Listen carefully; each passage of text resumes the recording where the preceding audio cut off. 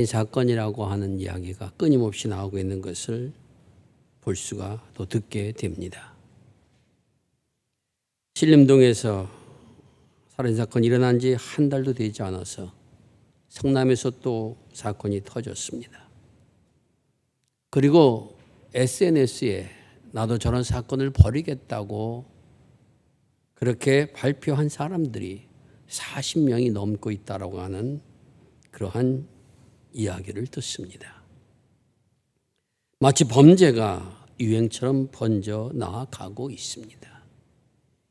이로 인해서 수많은 사람들이 생명을 잃기도 하고 또한 그 가족들의 교초와 어려움을 겪고 있습니다. 어떻게 이러한 일들이 우리나라에서 일어날 수 있을까? 신림동 사건의 범인인 조선이라는 사람은 30대 초반의 젊은이입니다. 수사 과정에서 자신이 범행한 이유를 이렇게 밝혔습니다. 나는 불행하게 사는데 남들을 불행하게 만들고 싶었고 화가 나서 범행을 저질렀다. 성남에서 일어난 사건은 아직 그 피해자 이름이 전체 공개되지 않고 있지만 정확한 이유도 밝혀지지 못했지만은 그로 인해서 14명이라는 사람과 그의 가족들이 아픔을 당하고 있는 그런 현실입니다. 과학자들이 나서서 심리학들이 나서서 이 사람들은 정신 분석을 해볼 때 사이코패스다라고 이야기를 합니다. 수사관들이 이런저런 원인을 드러냈습니다. 하지만 어느 누구도 정확하게 100% 범죄 이유를 이야기할 사람은 없을 것입니다. 설교를 시작하면서 좀 어두운 면으로 먼저 언급한 것은 제가 보는 관점 속에서는 그들 마음속에 품고 살았던 것이 어떤 계기가 됐을 때 그것이 밖으로 표출되어서 엄청난 죄를 저질렀다라고 하는 생각을 하게 됩니다. 다시 말해서는 평소에 내 마음속에 어떠한 것을 품고 살아가고 있느냐 하는 이것은 우리의 인생을 좌우하게 된다라고 하는 사실을 우리가 기억해야 된다는 것입니다.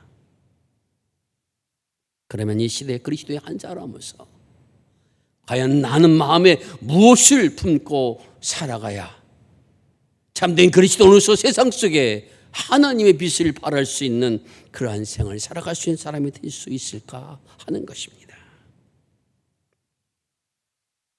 오늘 골로새서 주신 하나님의 말씀을 통해서 이 비밀을 깨닫고 저와 여러분의 모든 삶이 좀 더 하나님의 거룩한 자녀답게 살아갈 수 있는 능력과 은혜를 받는 귀한 시간이 될 수 있기를 바랍니다.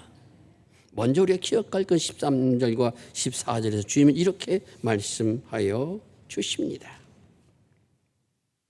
그가 우리를 흑암의 권세에서 건져내사 그 사랑의 나라로 옮기셨으니 그 아들 안에서 속량고 죄의 사함을 받았느니라 말씀하십니다. 하나님께서 우리를 어둠의 나라에서 하나님의 아들의 사랑의 나라로 옮기셨음을 마음에 담고 살아간 사람이 되라는 가르침입니다. 어둠의 세력, 어둠의 권세에서 건져내셨던 그 어둠의 나라는 어떤 나라를 의미하고 있습니다. 문자적으로는 어둡다, 깜깜하다, 보이지 않는다 이런 의미를 담고 있습니다만은 사실 이 어둠의 나라라고 하는 것은 죽음의 문화가 지배하는 세상을 가르치는 단어가 바로 어둠의 나라요. 사탄의 세력이 지배하는 나라가 바로 어둠의 나라라는 것입니다. 문제는 이들에게도 힘이 있습니다. 기적을 행합니다. 능력을 행하기도 합니다. 사람들에게 넘어갈 만한 모든 조건을 내세워서 그 사람들을 유혹해서 파멸로 이끌어가는 것이 바로 하나님이 적대하는 어둠의 세력들. 이들이 하는 일입니다. 믿는 사람들이 먼저 마음에 담아야 되는 것은 나는 하나님께서 그러한 어둠의 세력의 자리에서 건져내서 사랑의 나라로 옮겨주신 하나님의 사람입니다라고 하는 그러한 마음이 항상 우리 속에 있어야 된다라는 것입니다. 내가 가지고 있는 지식과 경제적인 능력과 혹은 탤런트가 어떠하든 내 마음속에서는 나는 하나님께서 나를 부르셔서 어둠의 자리에서 건져내어서 생명의 나를 옮겨주신 하나님의 자녀입니다라고 하는 분명한 자기 인식이 있어야 된다는 것입니다. 당신은 누구입니까? 라고 누가 먼저 묻는다면 나는 어둠의 나라에서 죽음의 나라에서 생명의 나라로 옮겨진 하나님의 백성입니다. 그러한 고백들이 모든 그리스도인들에게 있어야 된다는 것을 우리에게 말씀하여 주고 계십니다. 생명의 나라로 옮겼다라고 하는 말은 과연 어떠한 것인가? 두 가지의 단어로서 우리에게 설명을 하고 있습니다. 첫째는 속량하셨다는 것입니다. 이 속량하셨다는 말은 그 사람이 뭔가 매여 있는데 그것이 빚을 져서 매여 있는데 그 빚을 갖다 갚아주시고 해방해 주셨다라고 하는 의미입니다. 죄를 지었다는 것은 그 죄에 대한 값을 받아야 된다는 것입니다. 근데 그 죄에 대한 값을 받지 아니하도록 그 값을 이미 지불하여 주심으로 구원해 주신 것이 바로 속량하셨다는 말씀이 가진 의미입니다. 풀어놓아 주셨다는 겁니다. 그것을 또 다른 단어로 죄 사하여 주셨다 말씀하십니다. 이 죄 사하여 주셨다는 말씀은 석방과 면제와 용서해 주셨다는 말씀의 의미가 있습니다. 우리가 우리에게 죄 지은 자들 우리가 용서한 것 같이 우리 죄를 용서하여 주옵소서라는 이 용서라는 단어가 바로 죄 사함이란 단어입니다. 우리 모두가 다 용서받을 수 없는 자리에 서 있는 사람이지만은 하나님께서 그리스도를 통해서 그 모든 것을 받으시고 용서해 주심으로 우리를 생명의 나라로 옮겨주신 하나님의 사람이라고 하는 그 믿음의 자리가 오늘 우리의 마음속 깊은 곳에 항상 꿈틀거리고 있어야 된다라는 것입니다. 그것이 내 안에 있어야, 내 마음을 움직여야 그 마음속에서부터 하나님의 역사를 일어나는 믿음의 생활을 살아갈 수 있다는 것을 우리가 기억해야 됩니다. 이렇게 만드신 그 하나님은 어떠한 분이신가? 여러 가지 말씀들이 바로 13절, 14절 이하에서 17절까지 계속해서 나오고 있습니다. 하나님은 보이지 않는 그러한 하나님으로서 아들을 이 땅에 보내주셨습니다. 주님은 또한 만물을 창조하다 먼저 나신 분이라 말씀하십니다. 또한 만물을 창조하신 분이라 말씀하십니다. 세상 모든 것들이 바로 주님을 위하여 창조됐다고 말씀하십니다. 이 땅에 있는 모든 권세들도 또 하나님의 손 안에 있음을 말씀하여 주고 계십니다. 또한 주님은 교회의 머리시며 죽은 자 가운데 먼저 나신 분이며 만물의 으뜨신 분이라고 말씀하십니다. 예수님은 모든 만물의 주인이시며 주권자이시며 창조자이시며 모든 피조물이 그를 위하여 창조되었다고 말씀하십니다. 또한 그분은 교회 모든 성도의 머리가 되시며 죽은 자 가운데서 첫 열매가 되심으로 모든 생명을 살리시는 분이시라고 말씀하여 주고 계십니다. 이 말씀이 가진 의미는 이러한 주님께서 나를 세상에 창조하셔서 보내셨을 때는 나를 향하신 하나님의 사명이 있다는 사실을 우리가 기억하며 살라는 겁니다. 다시 말씀드리면은 나는 살아가는 동안에 하나님의 자녀로서 하나님의 사명을 감당하는 사람으로 살아간다라고 하는 이러한 믿음의 고백이 있어야 된다라는 것입니다.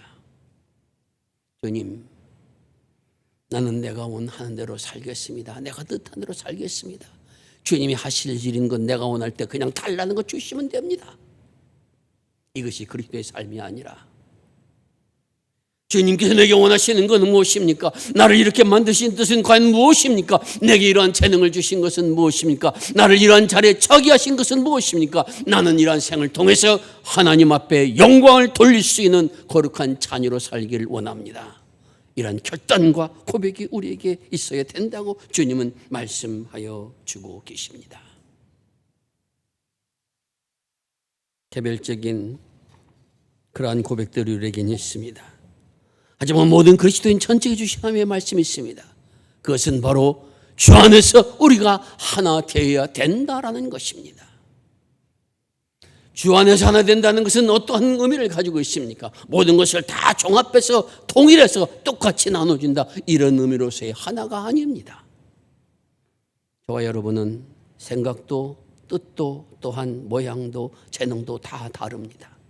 하지만 하나 될 수 있는 것이 있습니다. 우리 모두가 다 하나님의 사역을 위해서 불림받은 사람인 하나님의 자녀라는 것입니다. 하나님의 질 완성의 감에 있어서 어떤 사람들은 기초가 필요합니다. 어떤 사람들은 기둥이 필요합니다. 어떤 사람은 젓가락이 필요합니다. 어떤 사람은 벽돌이 되어야, 어떤 물이 되어야 됩니다. 어떤 사람은 일하는 사람이 되어야 됩니다. 그렇게 만들어져서 하나님이 완성해 가는 것, 이것이 바로 하나님의 사역입니다. 저와 여러분을 부르셔서 그리스도교 교회 공동체라고 하는 이름 안에 모여주게 되신 것은 우리 교회를 통해서 하나님께서 뜻하고 계획하신 뜻이 있다 하고 그것을 우리에게 말씀하십니다. 무엇을 이야기하고 있습니까? 세상을 향하여 화목해 하시는 일에, 하나님의 거룩함을 드러내는 일에, 하나님의 의로움을 드러내는 일에, 하나님의 뜻을 전하는 일에 우리 모두가 다 믿음 안에서 각자의 능력과 힘과 지혜와 권능을 가지고 다 하나 된 사람이라고 하는 그러한 믿음의 고백들이 우리에게 있어야 된다는 것입니다. 사람 사이에서는 맞지 않으면 갈라지고 나눠지는 것이 있습니다. 교회가 모여진 곳에도 마찬가지입니다. 그래서 교회 안에도 파당이 있어 왔던 것을 성서는 그대로 증거하고 있습니다. 고린도 교회도 파당이 있습니다. 아볼로 파다, 게바 파다, 바울 파다, 나는 예수 파다, 이런 파당이 있었습니다. 그것이 인간 세상의 모습입니다. 주님이 우리에게 말씀하시는 것은 그러함에도 불구하고 오늘 우리들이 마음속에 가져야 되는 것은 우리는 하나님의 사역을 위해서 함께 하도록 모임을 받은 불림받은 사람이라는 고백들이 우리에게 있어야 된다는 것입니다. 목사님, 저런 분은 교회 안 나왔으면 좋겠습니다. 그런 마음 갖지 말라는 겁니다.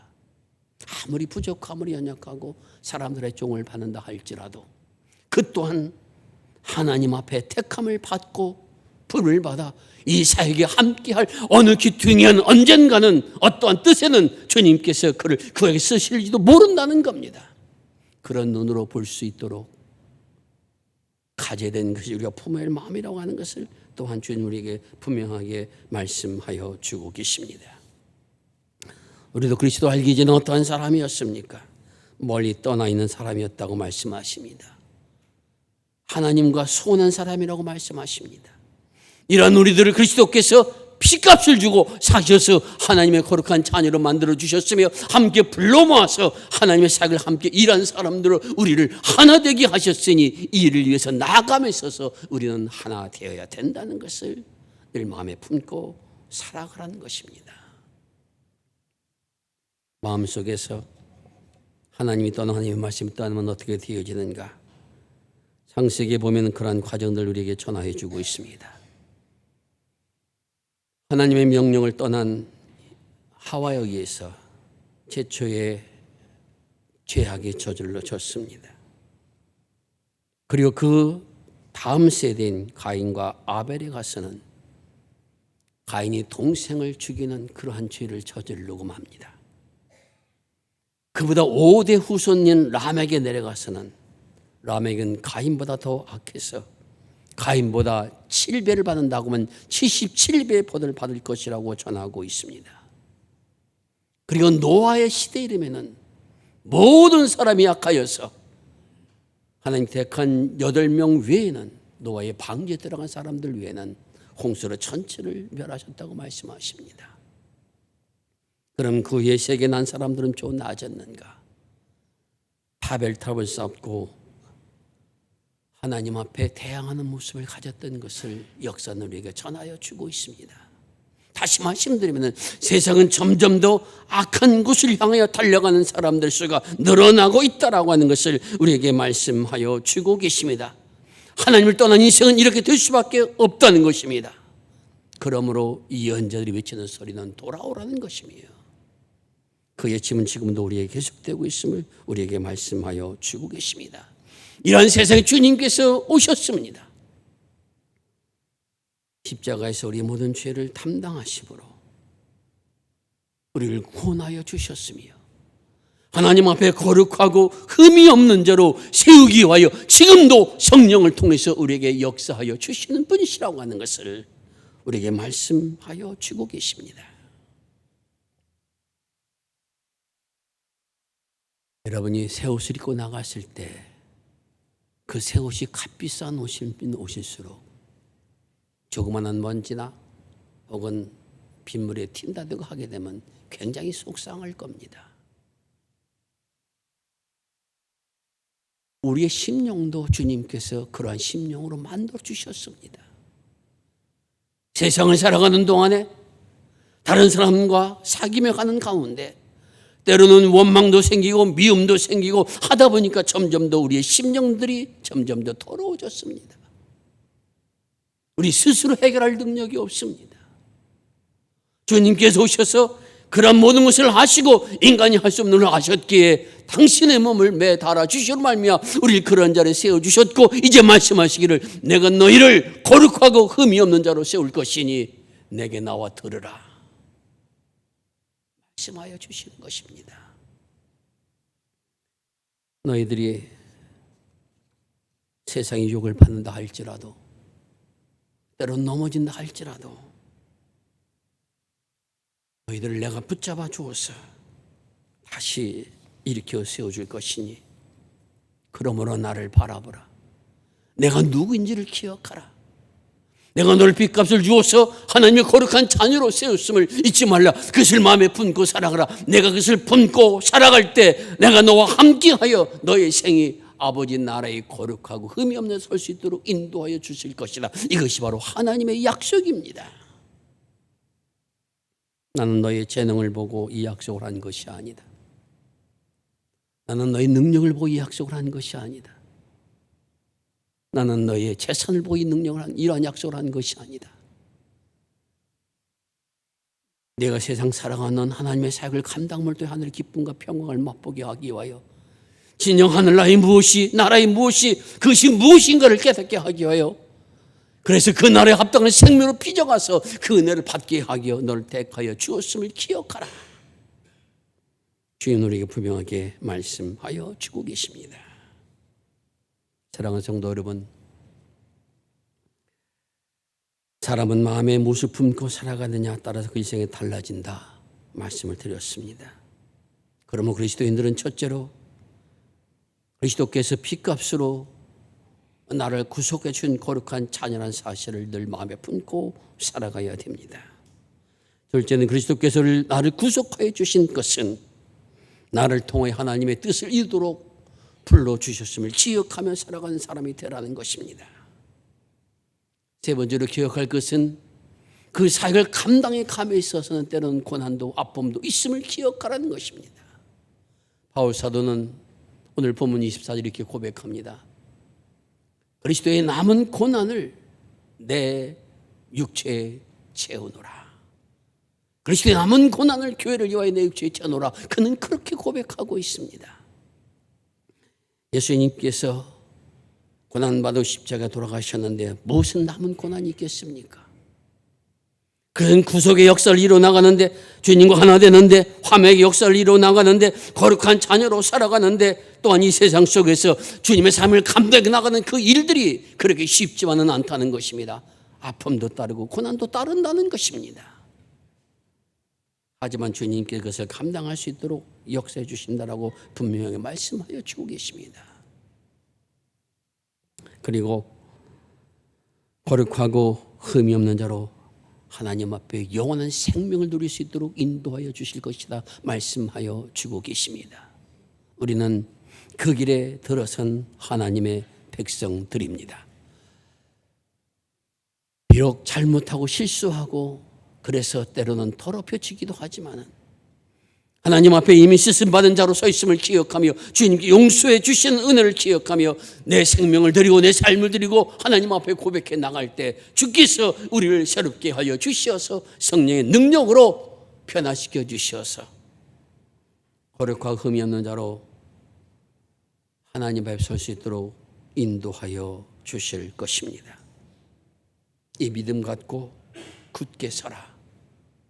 주님 우리가 분명하게 말씀하여 주고 계십니다. 흠이 없는 자로 그날에 설 생명인 것을 기억하라. 그 소망을 가지라. 그 소망을 마음에 품어라. 주님을 말씀하여 주고 계십니다. 오늘 세상 속에 이러한 그리스도인들이 필요한 때가 되었음을 다시 한번 자각하며 주님, 내가 여기 있나이다. 나를 통해서 그러한 뜻을 이뤄나가는 그러한 역사에 쓰임받는 사람이 되길 원합니다. 나를 사용하여 주옵소서 고백하며 우리 함께 걸어나갈 수 있기를 바랍니다. 사람들이 말할 때, 우리를 보고 말할 때 당신의 삶을 보니 나도 하나님을 믿고 싶습니다 고백해 줄 수 있는 그날까지, 흠이 없는 자로 서는 그날까지 우리 함께 서로 격려하며 위로하며 함께 용기를 주면서 걸어나갈 수 있는 우리 공동체가 될 수 있기를 주의 이름으로 축원을 드립니다. 기도하겠습니다. 아버지 하나님, 감사합니다. 감사드립니다. 세상의 모든 죄로 말미암아 어둠에 살던 저희들을 생명의 나라로 옮겨주신 것을 감사드립니다. 그 나라에 옮겨왔음에도 불구하고 어제도 살지 못한 저희들을 버리지 아니하시고 때를 따라서 깨달음과 또한 말씀의 의미를 깨닫게 하여 주시어서 생명길 달려갈 수 있도록 인도를 허락하여 주신 거 감사를 드립니다. 이젠 더욱 그 길을 달려간 믿음의 삶을 살기를 원하오니 주님, 저희들을 붙들어 주옵소서. 세상 속에 하나님의 거룩하고 의로운 생명들을 떠날 수 있도록 인도하여 주옵시고 어두운 세상 속에 꺼져가지 않은 작은 등불들 살아갈 수 있도록 우리 모두를 축복하여 주옵소서. 우리 성도들이 낙심될 때 위로하여 주옵시고 서로 격려자가 되게 하여 주옵시고 서로 붙잡아주는 아름다운 공동체가 되게 하여 주시어서 함께 천상에 걸어갈 수 있는 귀한 공동체로 세우시고 축복하여 주시옵소서. 날마다 우리를 새롭게 하여 주시는 우리 구주 예수 그리스도의 이름을 지하여 기도드리옵나이다. 아멘.